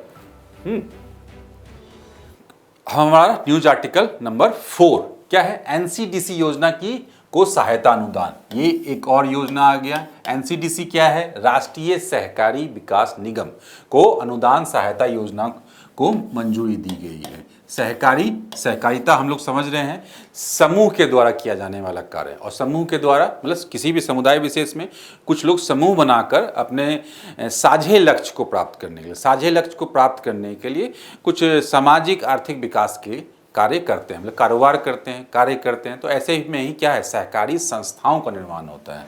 क्या है, सहकारी संस्थाओं का निर्माण होता है। ठीक है, और इन सहकारी संस्थाओं को चलाने के लिए, संचालन के लिए क्या फंडिंग की जरूरत होती है, मदद की जरूरत होती है। तो उसके लिए इस प्रकार के जो सरकारी कॉरपोरेशन, राष्ट्रीय सहकारी विकास निगम कार्य करता है। तो इसके संदर्भ में ही ये न्यूज है, न्यूज आर्टिकल हमने समझ लिया। सहकारिता क्षेत्र से संबंधित इंपॉर्टेंट डेवलपमेंट है और सहकारिता हमारे देश के सामाजिक आर्थिक विकास के लिए कितना महत्वपूर्ण है, हम यही समझ सकते हैं कि संविधान में से स्थान दिया गया सहकारिता क्षेत्र को। राज्य केंद्र पे सहकारिता मंत्रालय का गठन किया गया है इसी के लिए। और सहकारिता में विभिन्न क्षेत्रकों को को सहकारिता के द्वारा काफ़ी जो है लाभ मिला है, जैसे कृषि क्षेत्रक, पशुपालन क्षेत्रक, पशु उत्पाद का निर्माण क्षेत्रक और वित्तीय समावेशन से संबंधित। तो सहकारी संस्थाओं का रोल जो है भारत के सामाजिक आर्थिक विकास में काफ़ी महत्वपूर्ण है। ठीक है, तो चलिए इसी से संदर्भ में ये योजना है और संदर्भ यही है कि अनुदान सहायता इसको बढ़ा दी गई है, जो ग्रांट मिलती थी विकास निगम को। कितना है कि 25-26 से 28-29 के लिए, 2025-26 से 2028-29 के लिए 4 वर्षों के लिए 2000 करोड़ रुपए निर्धारित किया गया। ये राशि 500 करोड़ रुपए प्रति वर्ष के अनुसार भारत सरकार के बजटीय समर्थन से प्राप्त होगा, मतलब बजट में एकदम एलोकेटेड होगा। ठीक, तो इसके बारे में थोड़ा जान लेते हैं योजना के सहायता अनुदान के बारे में, जो की हाईलाइट्स अभी जो न्यूज़ बनी है। क्या है, केंद्रीय क्षेत्र की योजना है। ठीक है, सबसे पहले राष्ट्रीय सहकारी विकास निगम योजना को सहायता अनुदान के बारे में। ठीक है, और नई परियोजना स्थापित करने, मौजूदा संयंत्रों को विस्तार करने और कार्यशील पूंजी संबंधी आवश्यकताओं को पूरा करने के लिए सहकारी समितियों को ऋण प्रदान करना। तो बेसिकली ये क्या करेगा, फंडिंग का काम करेगा, है ना। यही है कि एनसी जो विकास निगम योजना जो है ये क्या करेगा, इसका बजट बढ़ा के क्या कर दिया गया, ऋण देने का काम करेगा। और ऐसी जो सहकारी संस्थाएं हैं जिन्हें ऋण की आवश्यकता है, ठीक, निधि जुटाना। एनसीडीसी द्वारा अनुदान का 4 वर्ष की अवधि में खुले बाजार से अतिरिक्त 20,000 करोड़ रुपए जुटाने के लिए उपयोग किया जाएगा। खुले बाजार से, ओपन मार्केट से कोई संस्था, इस तरह की संस्था, वित्तीय संस्था उठा सकती है। ठीक, योजना के लिए कार्यान्वयन एजेंसी कौन होगी, एनसीडीसी, जिसका उद्देश्य ऋण वितरण, परियोजना के कार्यान्वयन की निगरानी और ऋण की वसूली करना। तो मतलब वही ऋण प्रदाता है, तो वहाँ पे ये सारा योजना ऋण वितरण का कार्य भी करेगा, परियोजना कार्यान्वयन की निगरानी भी करेगा कि जिस परियोजना के लिए लिया गया है वो कितना अच्छे तरीके से चल रहा है या नहीं चल रहा है, और उसका ऋण की वसूल भी करेगा। प्रदान किए जाने वाले ऋण के निम्नलिखित शामिल होंगे। क्या होंगे शामिल, विविध क्षेत्रों में परियोजना संबंधी सुविधाओं की स्थापना, वही आधुनिकीकरण, प्रौद्योगिकी उन्नयन एवं विस्तार के लिए दीर्घकालिक ऋण। ठीक, ये हो गया। और सहकारी समितियों को अपना व्यवसाय कुशलतापूर्वक लाभप्रद रूप से चलाने में सक्षम बनाने के लिए कार्यशील पूंजी देना, मतलब मिनिमम एक पूंजी की आवश्यकता होगी, क्योंकि सहकारी संस्थाओं के पास जो सबसे बड़ी चुनौती है ये पूंजी की कमी है। तो पूंजी के लिए जो है ना, इस प्रकार की योजना, जो समर्थन योजना है सरकार के द्वारा चलाई जा रही है, जिससे उनको अधिक से अधिक समर्थन दिया जाए। इसके निहितार्थ और लाभ, तो सबसे पहले यही, सामाजिक आर्थिक अंतर समाप्त होगा, क्योंकि सामाजिक आर्थिक क्या, विकास सुलभ होगा। ठीक है, विभिन्न क्षेत्रों में। और कार्यबल में क्या, महिलाओं की भागीदारी। बहुत सारी ऐसी संस्थाएं हैं जो महिलाओं द्वारा सहकारी संस्थाएं चलाई जा रही हैं। और क्या, जब एक व्यक्ति, सहकारिता का मूल जो सिद्धांत हम देखेंगे ध्यान से, तो यही है कि एक व्यक्ति जिसकी बार्गेनिंग क्षमता, मतलब किसी हर प्रकार से सामाजिक आर्थिक क्षमता कम है, अगर उस समूह में आते हैं तो उनकी क्षमता बढ़ जाती है और वो सशक्तिकरण की तरफ बढ़ते हैं। और तो वो कोई कार्य या कारोबार अगर करते हैं तो उसके लिए करने के लिए उनके पास संसाधन भी अधिक हो जाते हैं, क्योंकि 10 लोग एक साथ मिल जाते हैं। और उसके बाद क्या है, उनकी रिस्क टेकिंग कैपेसिटी भी अधिक हो जाती है, और इसलिए उन्हें ऋण मिलना भी आसान हो जाता है और उनका ऋण दिया जाना आसान हो जाता है। तो इसमें क्या सबसे ज़्यादा बेनिफिट किसके लिए हो सकता है, जो समाज के कमज़ोर वर्ग हैं, जो अभी तक सशक्त नहीं थे, तो वो एक साथ अगर ऐसे लोग आ जाएं तो उन्हें ऋण मिल सकता है इस प्रकार की योजना से, और उनका लाभ हो सकता है। आय सृजन करने वाली पूंजीगत परिसंपत्तियों का निर्माण करना, जिससे लंबे समय में आय बने। ठीक है, सहकारी समितियों को कार्यशील पूंजी के रूप में तरलता प्राप्त होगी। क्षमता में वृद्धि होगी, क्षमता में वही आधुनिकीकरण और विविधीकरण को समर्थन प्राप्त होगा, और जिससे लाभ प्रदत्ता और उत्पादकता में वृद्धि होगी। ठीक, राष्ट्रीय सहकारी विकास निगम के बारे में समझ लेते हैं। क्या 1963 में एक वैधानिक निगम है के रूप में स्थापित किया गया। मुख्यालय कहाँ है, नई दिल्ली में। सहकारिता मंत्रालय के अंतर्गत काम करता है। उद्देश्य क्या है, सहकारी सिद्धांतों पर आधारित कृषि उपज, पशुधन आदि के उत्पादन, प्रसंस्करण, विपणन, भंडारण, निर्यात और आयात के लिए कार्यक्रमों की योजना बनाने तथा उन्हें बढ़ावा देने। ठीक है, तो देश में पूरा का पूरा मतलब क्या, एक इकोसिस्टम तैयार करने का काम ये करता है, जो सहकारी संस्थाओं को की आइडिया का निर्माण करने, उसको चलाने, मतलब उसके संचालन करने, और उसके जो फाइनल प्रोडक्ट है उसको, उसके विपणन और उसको आयात निर्यात से संबंधित भी काम ये करता है। ठीक है, तो चलिए नेक्स्ट न्यूज है हमारा ग्रीन हाइड्रोजन से संबंधित। संदर्भ क्या है, ये कांडला बंदरगाह पर ग्रीन हाइड्रोजन संयंत्र चालू हुआ। अभी वर्तमान में वहाँ पे ग्रीन हाइड्रोजन संयंत्र चालू किया गया है। ग्रीन हाइड्रोजन का संदर्भ अगर हम जानना चाहें तो वर्तमान समय में एक महत्वपूर्ण नवीकरणीय ऊर्जा स्रोत के रूप में इसे देखा जा रहा है। मतलब नवीकरणीय ऊर्जा स्रोत मतलब जिनका नवीकरण संभव है, और उसमें हम लोग क्या सुनते हैं, हम लोग पॉपुलरली सौर ऊर्जा, पवन ऊर्जा, पनबिजली इत्यादि। तो इसमें इसे भी शामिल किया जा रहा है। क्यों? क्योंकि पूरी तरह से ये क्या इस पे आधारित है, जो स्रोत है उसका ग्रीन एनर्जी के अंतर्गत आ रहा है। तो इसके आगे हम लोग इससे संबंधित जो डेवलपमेंट है उसके बारे में हम लोग जानेंगे और इसके बारे में समझेंगे। देखते हैं क्या है कि ये ग्रीन हाइड्रोजन विद्युत संयंत्र, इस संयंत्र का नाम देख लेंगे, ग्रीन हाइड्रोजन विद्युत संयंत्र GHPP। यह कितने क्षमता का है? 1 मेगावाट का संयंत्र है। प्रतिवर्ष लगभग कितना? 140 मीट्रिक टन जो है ना ग्रीन हाइड्रोजन का उत्पादन करेगा। और एक यहाँ पे महत्वपूर्ण योजना दी गई है, राष्ट्रीय ग्रीन हाइड्रोजन मिशन। तो हमने जो अभी बात की कि महत्वपूर्ण नवीकरणीय स्रोतों में से इसे शामिल किया जाता है, ऊर्जा स्रोतों में से अभी शामिल किया जा रहा है। तो भारत सरकार के द्वारा राष्ट्रीय स्तर पे इस प्रकार की जो है एम्बिशियस योजना बनाकर इसे प्रमोट करने का प्रयास किया जा रहा है। ठीक है, चलिए नेक्स्ट देखते हैं आयाम क्या है कि ग्रीन हाइड्रोजन को ही समझ लेते हैं एक बार, जिसकी चर्चा हम लोग ने की कि सौर पवन जैसे जो नवीकरणीय ऊर्जा है उसके साथ साथ क्या बिजली का उपयोग करके हाइड्रोजन बनाना। अब इसको थोड़ा समझ लेते हैं कि जैसे कि जल में क्या है, H2 हाइड्रोजन प्लस ऑक्सीजन मिलके जल बनता है। ठीक, ये प्रक्रिया है, यही प्रक्रिया हमने पढ़ा है रसायन विज्ञान में। लेकिन इस प्रक्रिया को उल्टा कर देंगे, अगर इसे तोड़ लिया जाए, ब्रेक कर लिया जाए, इलेक्ट्रोलाइसिस मतलब बिजली के द्वारा, तो इससे हाइड्रोजन अलग हो जाएगा और यही इसी हाइड्रोजन का यूज करेंगे। ठीक है, और ये जो बिजली है ये भी किस पे आधारित होगी? पूरी तरह से नवीकरणीय ऊर्जा स्रोतों पे। मतलब क्या? सोलर लाइट्स पे। ठीक है ना, जो नवीकरणीय ऊर्जा स्रोत से बेसिकली प्राप्त हो रहे हैं। तो पूरा का पूरा जो ये जो ईंधन स्रोत, जो ऊर्जा स्रोत प्राप्त हुआ हाइड्रोजन, वो हम लोग कहीं भी यूज करेंगे तो ये ग्रीन ही हुआ ना, नवीकरणीय हुआ ना। परंपरागत संसाधन से संबंधित तो नहीं हुआ, कोयला और पेट्रोलियम से संबंधित यही मामला है। यही यहाँ बताएगा कि विद्युत अपघटन की प्रक्रिया है के माध्यम से जल के अणुओं को हाइड्रोजन ऑक्सीजन में विभाजित कर लिया जाता है, जिससे कि हाइड्रोजन निकाला जाता है। इसलिए इसे ग्रीन हाइड्रोजन बोलते हैं। ठीक, इसके बारे में संदर्भ को समझ लेंगे। इसको साइंस एंड टेक के संदर्भ में, साइंस एंड टेक पेपर में जो है ना यूपीएससी प्रीलिम्स में स्टेटमेंट बना के यूपीएससी दे सकती है। ऐसी नवीन योजनाओं के बारे में देती रही है यूपीएससी, पूछती रही है। चलिए, ग्रीन हाइड्रोजन का उपयोग क्या है? अब उपयोग जो है हर जगह ये किया जा सकता है, जैसे कि इस्पात उत्पादन में, कहाँ पे? ब्लास्ट फर्नेस को चलाने में, जो कि किस चीज़ से चलता है? अभी हमने यही बात किया, परंपरागत जो जीवाश्मी ईंधन था, पहले हम लोग वही यूज करते थे ना, कोयला, पेट्रोलियम, प्राकृतिक गैस। तो ब्लास्ट फर्नेस जो है, जिसमें जो है ओर को जलाया जाता है, तो यहाँ पे क्या, इसको हीट करना पड़ता है नीचे से। एक तरह से समझ लें बहुत बड़ा चूल्हा, इसे हीट करना पड़ता है, जिसमें कि आयरन ओर को गलाया जाता है अधिक हीट पे। तो इसके लिए क्या एनर्जी चाहिए कोयले को जलाने की? तो उससे पहले क्या यूज किया जाता था? कोयला यूज किया जाता था। उसके जगह पे ये ग्रीन हाइड्रोजन यूज किया जा सकता है। तो अगर ये स्टील इंडस्ट्री में यूज कर लिया जाता है तो बहुत अधिक जो कोयले का उपयोग हो रहा है और उससे निकलने वाला जो उत्सर्जन है उसे कम किया जा सकता है। इस संदर्भ में हम लोग समझ सकते हैं इसे। रिफाइनरी और उर्वरक संयंत्रों में भी इस प्रकार के जो रिफाइनरी जो चलाए जाते हैं उसमें भी ईंधन का खर्च होता है, जिसको चलाने के लिए काम आता है। तो वहाँ भी ग्रीन हाइड्रोजन का उपयोग किया जा सकता है।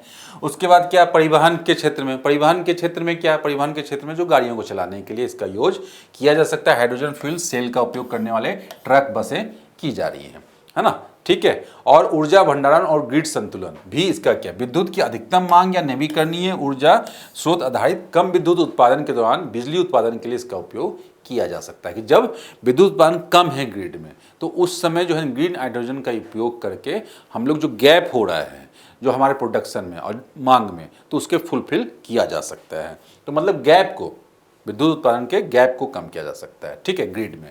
अब क्या, ग्रीन हाइड्रोजन को अपनाने में समक्ष चुनौतियां, ऑब्वियसली नई तकनीक है तो चुनौतियां होंगी। चुनौतियां सबसे पहला क्या कि आर्थिक रूप से वही व्यवहार्यता, लागत इसकी अधिक है। वर्तमान लागत अभी एक उदाहरण स्वरूप यहाँ देख लीजिए, 4 से 6 डॉलर प्रति किलोग्राम, जो काफ़ी अधिक होगा। और हाइड्रोजन भंडारण में कठिनाई है। क्यों कठिनाई है?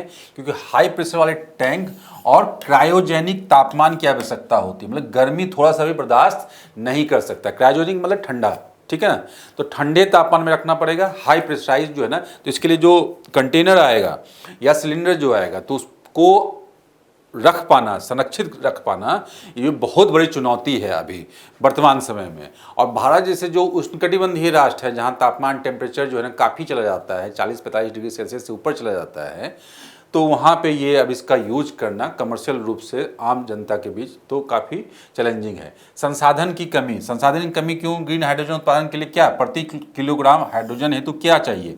लगभग 9 लीटर पानी की आवश्यकता है। तो हमारे पास हम लोगों को देखा है कि भारत तो ऐसे ही जल संकट के मुहाने पे खड़ा है। भारत जो है ऐसे ही जल संकट के मुहाने पे खड़ा, जल की कमी है, पीने के लिए पानी की कमी है। तो इसलिए जो है ना, तो इसके लिए जो कच्चा माल की आवश्यकता है इस संसाधन को बनाने के लिए, उसकी ही कमी है। ऊर्जा स्रोत, विद्युत अपघटन में प्रति किलोग्राम हाइड्रोजन के लिए 48 किलोवाट आवर बिजली की आवश्यकता होती है। तो मतलब जो बिजली की खपत है वो अधिक है, तो इसे भी मिनिमाइज करने की आवश्यकता है, न्यूनतम करने की आवश्यकता है, नहीं तो लागत को कम अंततः हम लोग नहीं कर पाएंगे। ठीक, आगे क्या सुझाव क्या है? सुझाव यही है कि लागत को जितना हो सके जिस भी प्रकार से कम किया जा सके। इसमें एक मुद्दा ये है कि जीएसटी को दर को कम किया जाए उत्पादक के स्तर पे, और ओपन एक्सेस विद्युत और हरित ऋण आदि उपलब्ध कराकर किया जा सकता है। मतलब ग्रीन सेक्टर को, जो भी ग्रीन एनर्जी से संबंधित सेक्टर है, उसको मोटिवेट करने के लिए, उसे प्रमोट करने के लिए सरकार इस प्रकार के ऋण दे सकती है, जिससे फायदा हो, उसके प्रोडक्शन कॉस्ट को कम किया जा सके। ओपन एक्सेस विद्युत यही है, क्या समझते हैं इसको, कि उपभोक्ता बिजली उत्पादक से सीधे बिजली खरीद सकता है। ठीक है ना, बिजली उत्पादक से सीधे बिजली खरीद सकते हैं, इसी को ओपन एक्सेस विद्युत कहते हैं। और ये कहाँ पे? औद्योगिक, वाणिज्यिक और संस्थागत हो सकता है। मतलब कोई फैक्ट्री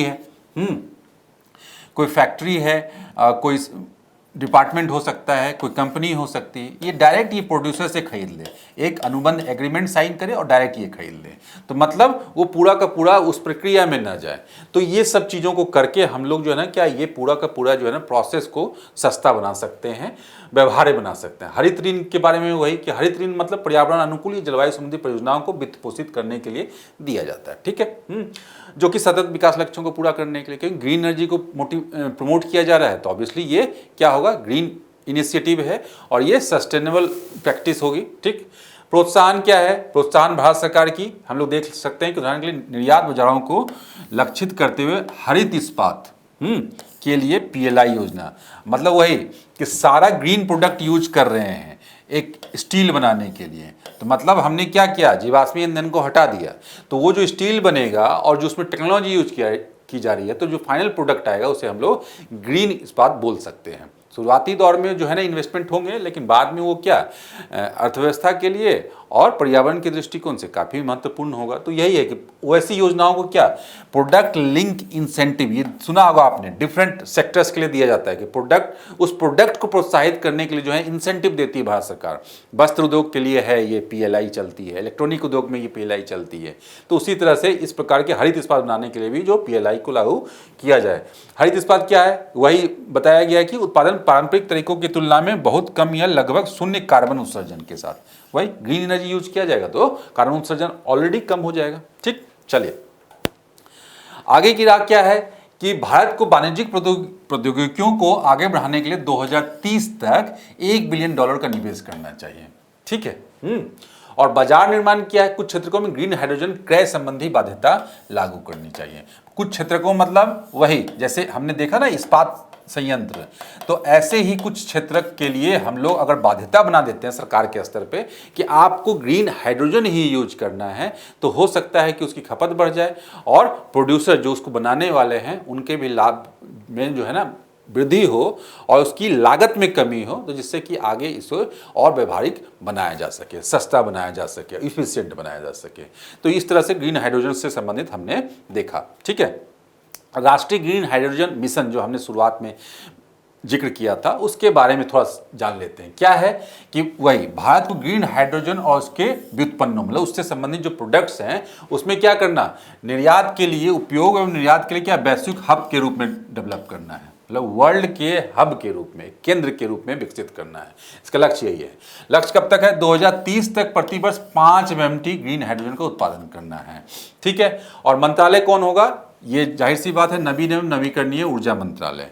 और घटक क्या है? Strategic intervention for green hydrogen transition programme कार्यक्रम। एक परियोजना, महत्वपूर्ण परियोजना ये देख सकते हैं यहाँ पे हम लोग कि यही है क्या, किसका उद्देश्य क्या है? इलेक्ट्रोलाइजर के घरेलू विनिर्माण का समर्थन करना, मतलब हाइड्रोजन बनाने के लिए इलेक्ट्रोलाइजर की आवश्यकता होगी और इसे कहाँ, घर मतलब घरेलू स्तर पर बनाया जाए, देश के अंदर बनाया जाए। उसके साथ ही ग्रीन हाइड्रोजन के उत्पादन को प्रोत्साहन करना, मतलब ओवरऑल जो है इकोसिस्टम जो और इससे संबंधित जो टेक्नोलॉजी है और इक्विपमेंट्स हैं उसको बनाने पे ध्यान दिया जाए। और उसके साथ ही क्या, इस्पात, मोबिलिटी, शिपिंग, मतलब मोबिलिटी मतलब परिवहन, इस्पात सेक्टर, शिपिंग, जहाँ पे पहले क्या यूज हो रहा था? परंपरागत जीवाश्मीय ईंधन, कोयला और पेट्रोल, डीजल, ये सब यूज हो रहे थे, गैस। तो उसमें क्या पायलट परियोजना के द्वारा इसको लागू किया जाए।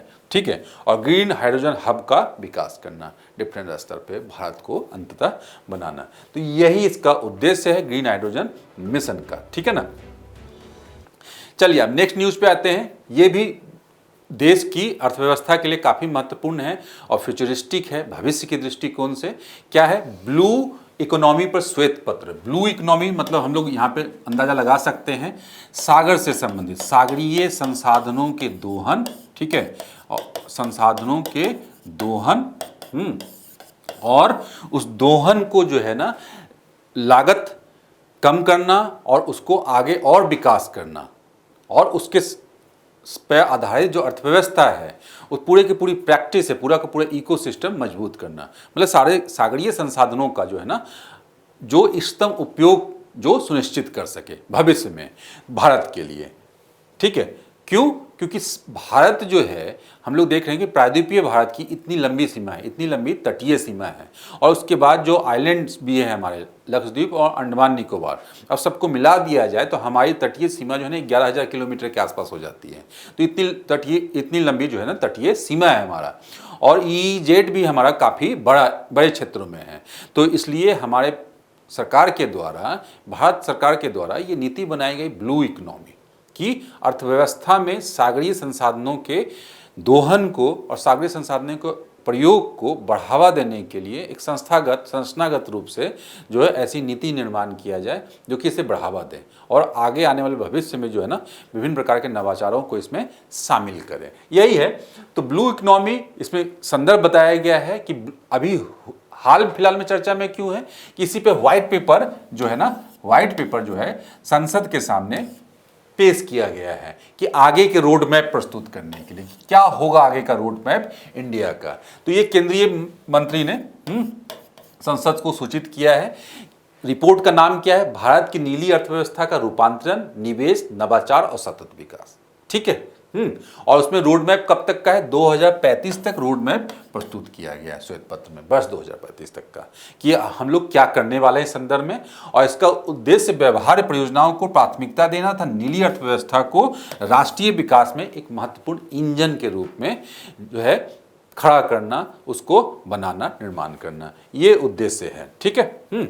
चलिए, तो ब्लू इकोनॉमी के बारे में हमने बहुत सारी बातें कर ली, लेकिन यहाँ पे वही बेसिक बातें हैं कि क्या है कि ब्लू इकोनॉमी समुद्री संसाधनों के साथ साथ सामुद्रिक और तटीय क्षेत्रों में मानव निर्मित अवसंरचना भी शामिल है। यह आर्थिक समृद्धि, पर्यावरणीय संधारणीयता और राष्ट्रीय सुरक्षा में योगदान देती है, क्योंकि सागरीय जो है ना सीमा भी, तटीय सीमा हमारी अधिक है, तो सुरक्षा के दृष्टिकोण से भी जो है ना काफ़ी महत्वपूर्ण है अगर हम लोग इस इकोनॉमी का विकास कर पाएँ तो। और उसके बाद क्या महत्व वही है कि 11,000 किलोमीटर लंबी तटरेखा है, 2.4 मिलियन जो है अनन्य आर्थिक क्षेत्र, एक्सक्लूसिव इकोनॉमिक जोन है, मतलब सागरों में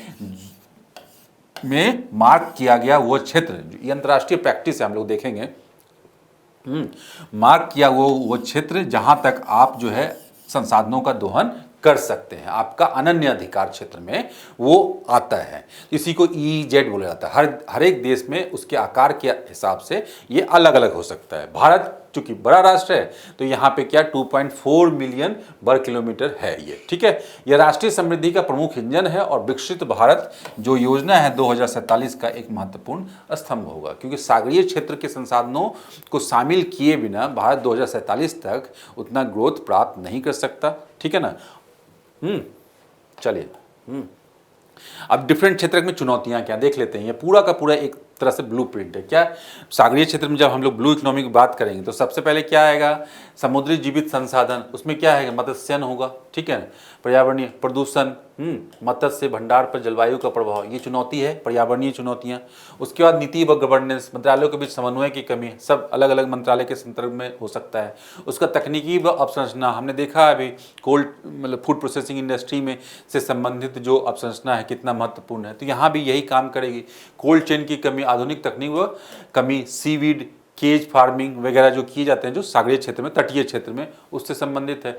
वित्तीय व निवेश, सब जगह किसी भी क्षेत्र को विकास करने के लिए क्या है, फंडिंग की आवश्यकता है। और सामाजिक व समानता, तटीय समुदायों को विस्थापन, बेदखली, लाभ और लागत का असमान वितरण। अब तटीय नवीकरणीय ऊर्जा, यही है, समुद्री नितल का क्षरण, चक्रवात जोखिम वगैरह, ठीक। एकीकृत ढांचे की आवश्यकता, विकासशील ट्रांसमिशन अवसंरचना, दीर्घकालिक वित्त पोषण की कमी और कौशल की कमी, ठीक। उसके बाद तटीय पर्यटन और धरोहर संरक्षण। अगर इस प्रकार की बड़ी बड़ी परियोजनाएं सागरीय क्षेत्र में लगाए गए तो जो पर्यटन है उसके संदर्भ में जो है ना चीज़ें हो सकती हैं, जो वो क्षेत्र का जो इकोसिस्टम है वो बदल सकता है। देखिए यहाँ पे यही चुनौती है, पर्यावरणीय क्या चुनौती है कि बंदरगाह प्रदूषण हो सकता है, जलवायु से जुड़े चक्रवात आदि वगैरह हो सकते हैं, इसको प्रभावित कर सकते हैं, ठीक। कमजोर केंद्र राज्य समन्वय हो सकता है कि जिस राज्य में वो तट सीमा है वहाँ पे जो परियोजनाएं चल रही हैं उसको चलाने के लिए कितना समन्वय है। ये उच्च लॉजिस्टिक लागत, सीमित शिप बिल्डिंग क्षमता आदि, कम निजी निवेश, कमजोर वित्तीय मॉडल और उच्च कौशल वाली नौकरियों की कमी। तो ये सारी चीज़ें जो फैक्टर जो है ना, पर्यावरणीय, आर्थिक और जो कानूनी जो पक्ष है ये महत्वपूर्ण है इस दृष्टि से, ठीक।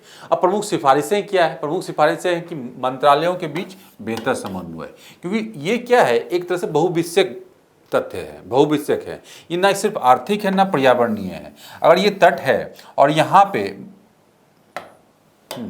अगर भारत की तटीय सीमा है, अगर यहाँ से लेकर यहाँ तक विकास करना है तो यहाँ पे पर्यावरणीय समस्याएं भी होंगी, आर्थिक समस्याएं भी होंगी और बहुत सारे आइलैंड नेशन भी हो सकते हैं जहाँ पे ये समस्याएं होंगी, जिसमें विभिन्न मंत्रालयों की भूमिका होगी। तो इसके सबसे पहले अगर हम लोग ब्लू इकोनॉमी में कुछ काम करना है तो हमें क्या है, एक कोऑर्डिनेटेड एफर्ट के साथ आगे बढ़ना होगा मंत्रालयों के स्तर पर और तीव्र एफर्ट के बाद, क्योंकि इसमें अंतर्राष्ट्रीय सीमा और अंतर्राष्ट्रीय प्लेयर का भी आना सामान्य सी बात है। ब्लू बॉन्ड, मिश्रित वित्त पोषण, सॉवरेन गारंटी और पीपीपी।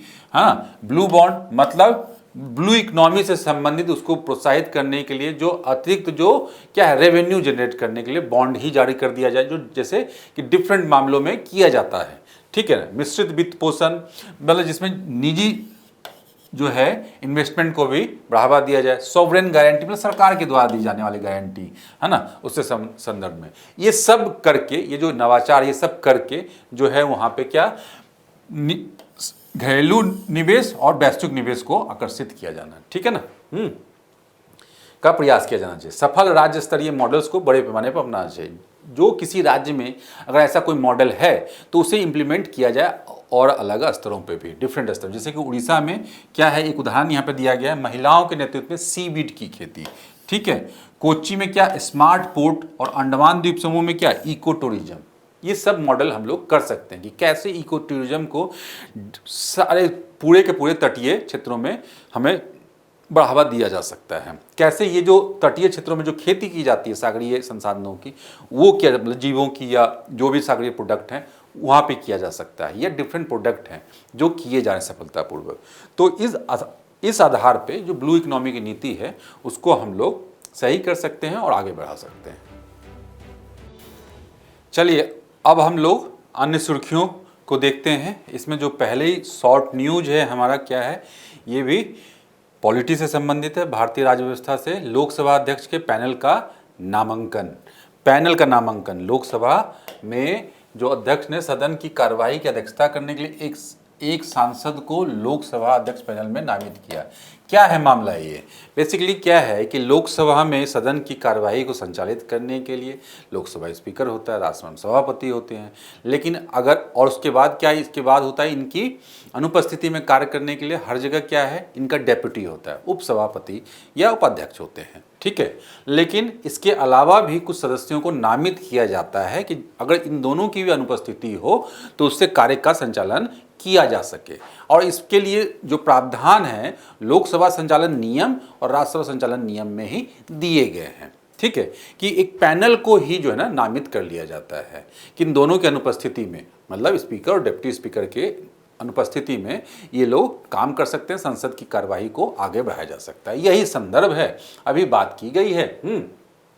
पैनल ने नामित किया है तो इसके बारे में हम लोगों ने देखा, जैसा मैंने बताया कि क्या है लोकसभा में इसके लिए कौन सी नामावली है, प्रक्रिया एवं कार्य संचालन नियमावली धारा 9, ठीक है ये। और इसमें कितने सदस्यों का ये किया जाता है, नामित किया जाता है, अधिकतम 10 सांसदों को अध्यक्ष के पैनल के रूप में नामित कर सकते हैं। यही राज्यसभा के लिए 6 होता है, ये ध्यान रखेंगे, ठीक।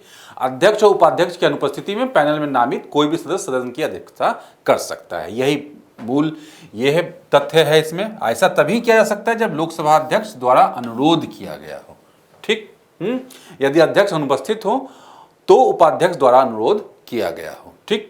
नामित अध्यक्ष तब तक पद पर बने रहते हैं जब तक कि नया पैनल नियुक्त नहीं हो जाता है, मतलब इनकी कार्यावधि यही होगी। और यदि सत्र के दौरान पैनल का कोई सदस्य भी उपस्थित ना हो तो सदन द्वारा निर्धारित कोई अन्य सदस्य लोकसभा का कार्यवाहक अध्यक्ष की भूमिका निभा सकता है, ठीक। और यदि लोकसभा अध्यक्ष या उपाध्यक्ष का पद रिक्त हो तो पैनल की सदस्यता सदन की अध्यक्षता नहीं कर सकते। ऐसे में राष्ट्रपति के सदस्य को अस्थायी अध्यक्ष के रूप में नियुक्त कर सकते हैं। तो बेसिक जो कंसेप्ट है उसे हम लोग डिफ्रेंशिएट कर लेंगे, ठीक है। अब अपर न्यायाधीश, ठीक, अपर न्यायाधीश जो ये भी क्या न्यायपालिका से संबंधित कुछ न्यायालय क्या है कि भारत के राष्ट्रपति द्वारा इनकी नियुक्ति की जाती है। और कब नियुक्ति की जाती है, जब न्यायालयों में क्या है जो वर्कलोड है बढ़ जाता है अचानक से। वर्कलोड क्यों, पेंडेंसी बढ़ गई, मामले जो लंबित मामले हैं वो बढ़ गए।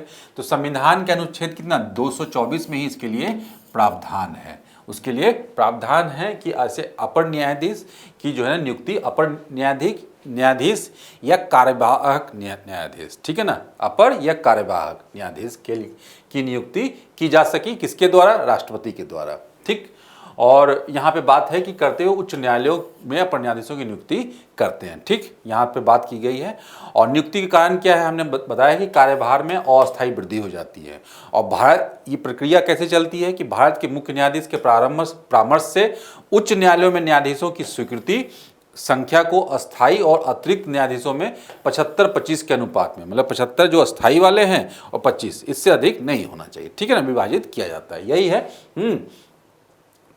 और ये सारा चीजें, ठीक। चलिए नेक्स्ट न्यूज पे हम लोग आते हैं। प्रोजेक्ट 17A, प्रोजेक्ट 17A क्या है, रक्षा क्षेत्र से संबंध है, काफी इंपॉर्टेंट है। क्या है, नौसेना को advanced guided missile frigate Himgiri सौंपा गया है। क्या है, guided missile, advance guided missile. और ये क्या, नीलगिरी क्लास का प्रोजेक्ट 17A का तीसरा पोत है, ठीक, यही चीज दी गई है। फ्रिगेट का उद्देश्य क्या है, बड़े बेड़े के अन्य जहाजों को समुद्री खतरों विशेषकर पनडुब्बियों से बचाना। अब इसके बारे में क्या है कि बेसिकली क्या, शिवालिक क्लास, अभी 2 क्लास हमने देख लिया, शिवालिक क्लास पहले था और उसकी अगली कड़ी क्या है, नीलगिरी क्लास। ये सब जो जहाजी बेड़े हैं नेवी में, ये सबका नामकरण कर दिया जाता है। तो जो पहले है, तो पहले क्या शिवालिक क्लास चलता था, उसके बाद क्या ये की अगली कड़ी है। इस परियोजना के तहत क्या 7 फ्रिगेट मझगांव डॉक मुंबई और गार्डन रिच शिप बिल्डर्स एवं इंजीनियर कोलकाता, 2 संस्थाएं महत्वपूर्ण जो शिप बिल्डिंग के लिए महत्वपूर्ण है, ठीक है ना, मझगांव डॉक और इसका देखेंगे क्या, garden rich ship builders Kolkata है। तो ये भी ध्यान रखेंगे संस्थाओं का नाम। स्टील्थ और आधुनिक युद्ध के लिए तैयार, स्टील्थ और आधुनिक युद्ध पद्धति के लिए तैयार हैं। बेसिकली क्या, ब्लू वाटर अभियान के लिए डिजाइन किया गया है, जिससे पारंपरिक और गैर पारंपरिक दोनों प्रकार के खतरों से बचने के लिए, ठीक है ना। स्टील्थ का मतलब ही यही होता है कि खतरों से बचने की जो है ना की कैपेसिटी, क्षमता, स्टिल कितना छुप सकता है वो, ठीक। और आधुनिक विभिन्न प्रकार के आधुनिक जो हथियारों से बचने के लिए, आधुनिक युद्ध में हिस्सा लेने के लिए। और इस श्रेणी की पोत ब्रह्मोस सुपरसोनिक बड़ाक-8 मिसाइल प्रणाली, मतलब जितना जो इम्पोर्टेंट जो मिसाइल है उससे जो है लैस होंगे, ठीक। जो तो इसलिए तटीय सुरक्षा के दृष्टिकोण से ये डेवलपमेंट काफ़ी महत्वपूर्ण है। अब ये जैव विविधता संरक्षण के दृष्टिकोण से ये न्यूज़ काफ़ी महत्वपूर्ण है। देखिए, भारतीय बर्मा रामसार क्षेत्रीय पहल, हम लोग रामसार कन्वेंशन जानते हैं आर्द्र क्षेत्रों के लिए, ठीक है ना, आर्द्र निकायों के लिए, वेटलैंड्स के लिए, जो कि जल निकाय होते हैं, उससे संबंधित है। यहाँ पे क्या है, भारत बर्मा रामसार क्षेत्रीय पहल, मतलब क्या है कि पूरे के पूरे रीजन में जो है ना रिस्टोरेशन का काम करना है इस योजना के तहत, ठीक।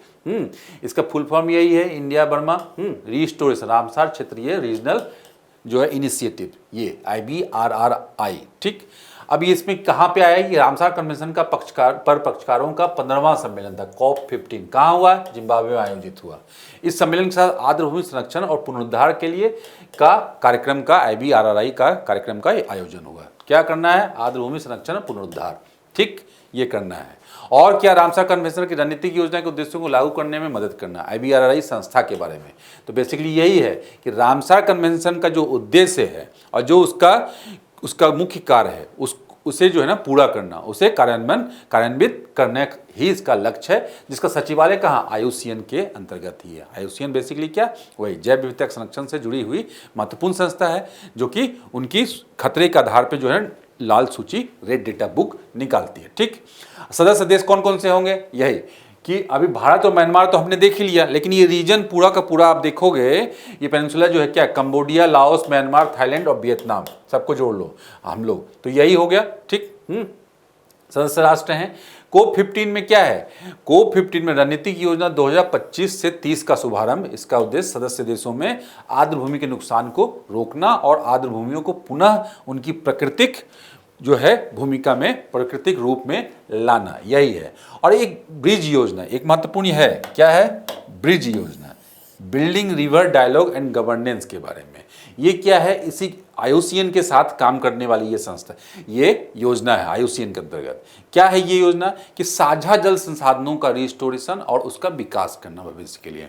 तो ये ब्रिज मतलब जैसे कि गंगा, ब्रह्मपुत्रा, मेघना को ब्रिज बना दिया गया। ये सारा जो साझी, इसमें कितने कंट्री शामिल हो जाएंगे, नेपाल, भारत, बांग्लादेश, ये सब की जो साझा जल संसाधन है सब इससे प्रभावित होंगे। सबका जो है संरक्षण की बात यहाँ पे की गई है। तो इसी तरह से, इसलिए इसका नाम है ब्रिज योजना। और यही उद्देश्य देख लीजिए यहाँ पे क्या लिखा हुआ है, साझा जल संसाधनों के संधारणीय प्रबंधन और विकास को बढ़ावा देना, जल सुरक्षा सुनिश्चित करना, जैव विविधता का संरक्षण करना और देशों के बीच शांतिपूर्ण सहयोग करना, ये काम है, इसीलिए इसका नाम है ब्रिज, ठीक है। चलिए, आभा एक महत्वपूर्ण डेवलपमेंट है। क्या है, मेडिकल क्षेत्र में कि राष्ट्रीय आयुर्विज्ञान आयोग ने क्या किया, मेडिकल कॉलेजों और संस्थानों को सभी मरीजों के लिए एक आयुष्मान भारत हेल्थ अकाउंट, मतलब क्या, कि सभी मरीजों को, जितने भी लोग हैं सबका एक डिजिटल अकाउंट हो जाएगा, डिजिटल अकाउंट हो जाएगा। मतलब ये अकाउंट किस चीज़ का होगा, हेल्थ का, ठीक है। हेल्थ से संबंधित जितने भी आपके जो इंडिकेटर्स होंगे और जो भी सूचनाएं होंगे सब इस पे अवेलेबल होगा एक जगह। तो इसके काफ़ी लाभ हैं भविष्य के लिए, सरकार के दृष्टिकोण से भी और एक व्यक्ति विशेष के दृष्टिकोण से भी।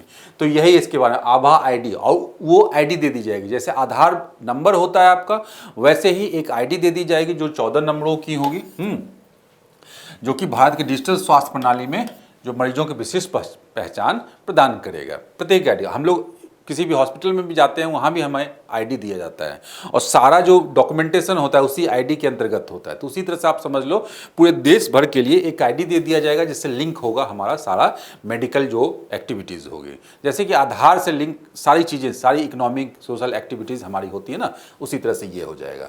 और इसे देश भर के स्वास्थ्य देखभाल सेवा प्रदाताओं द्वारा स्वीकार किया जाएगा और स्वैच्छिक ऑप्ट आउट भी होगा, मरीज अपनी इच्छा से इसमें भाग ले सकते हैं और किसी भी समय वो अपने आधार नंबर को अस्थायी रूप से हटाने और अस्थायी रूप से निष्क्रिय करने का अनुरोध कर सकता है।